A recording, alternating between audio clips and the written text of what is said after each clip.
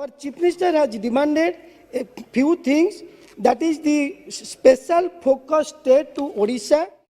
Focus रे ओडिशा को focus state मान्यता दाबी मंगलवार लोकसभा रे राष्ट्रपति अभिभाषण उपरे धन्यवाद प्रस्ताव आलोचना रे अंशग्रहण करी डॉक्टर सामंत एही दाबी दोहराइथिले कहिथिले केंद्र सरकार प्राकृतिक विपर्यय कबलित ओडिशा को स्वतंत्र फोकस स्टेट रो मान्यता दे अधिक सहायता जोगाई दियंतु यासह प्राकृतिक विपर्यय मुकाबला पाई स्वतंत्र पैकेज दाबी करथिले केंद्र सरकार देश में स्वास्थ्य सेवा उन्नति आनिबा सह स्वास्थ्य सेवा व्यापक करबा पई चेष्टा करि आसुछन्ते समग्र देश में ओडिशा उन्नत मानर स्वास्थ्य सेवा जोगाई देबारे अग्रणी राज्य होई परिछि एही परिप्रेक्षी रे ग्रामांचल लोकंक गमनागमन सुविधा थिबा अंचल रे द्वितीय एम्स स्थापना पई डॉक्टर सामंत दाबी करथिले यासह जनजाति अध्युषित अंचल रे द्वितीय केंद्रीय विश्वविद्यालय स्थापना सह ओडिशार सर्वपुरातन उत्कल विश्वविद्यालय को केंद्रीय विश्वविद्यालय मान्यता दाबी करथिले डॉक्टर अच्युत सामंत यासह ओडिसी संगीत को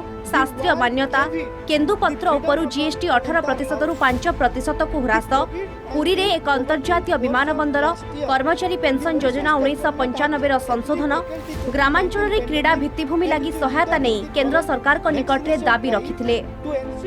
Our Chief Minister has demanded a few things, that is the special focus state to Odisha, and similarly there should be the second AIIMS in Odisha and also second Central University in Odisha, and also the convert the old university Utkal University into the Central University.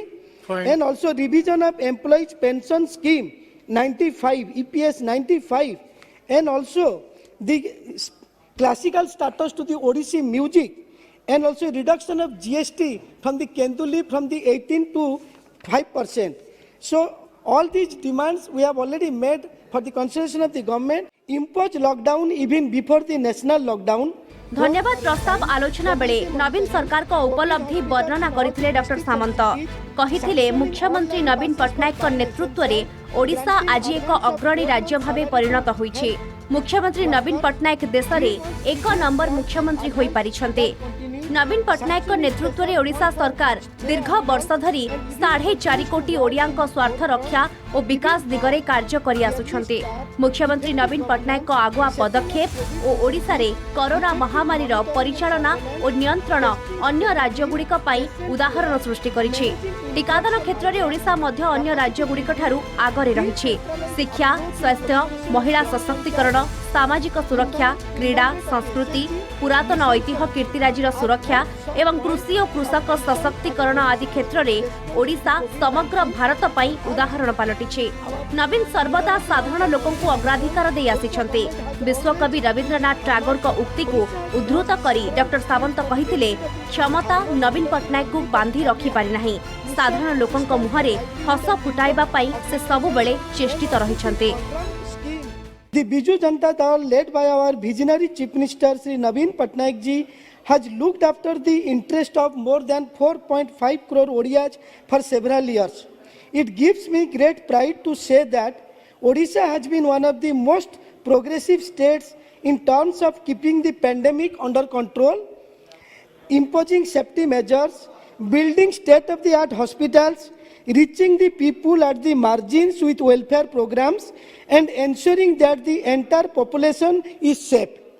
He is the leader of the masses because of his pro-people, Dalit, tribal, women, youth, and also children policy. He walks the talk and considers people as the priority.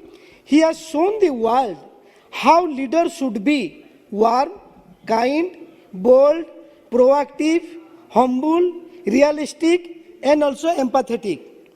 Here I would like to quote lines from the Tagore for our Honorable Chief Minister. Power said to the world, "You are mine." The world kept it prisoner on her throne. Love said to the world, "I am yours." The world gave it the freedom of her entire house. Similarly, under the able leadership of our Honorable Chief Minister, पंचायती राज अनुष्ठान गुड़िकरे महिलांक पई 50% संरक्षण व्यवस्था करी ओडिशा महिला सशक्तिकरण दिगरे आगरे रही आसिछे। विधानसभा और लोकसभा रे महिलांक पई 33% स्थान संरक्षण लागि बीजेडी दाबी करी आसुछे। मुख्यमंत्री नेतृत्व रे शिक्षा क्षेत्र रे ओडिशा देशर अन्यतम प्रमुख शिक्षा हब रे परिणत होई परिछे। राज्य सरकार सरकारी स्कूल छात्र छात्री पई इंजीनियरिंग और मेडिकल कॉलेज रे स्थान संरक्षण व्यवस्था करिथिबा डॉक्टर सामंत कहिसंते। Bureau report Kalinga TV. truly world-class heritage destination.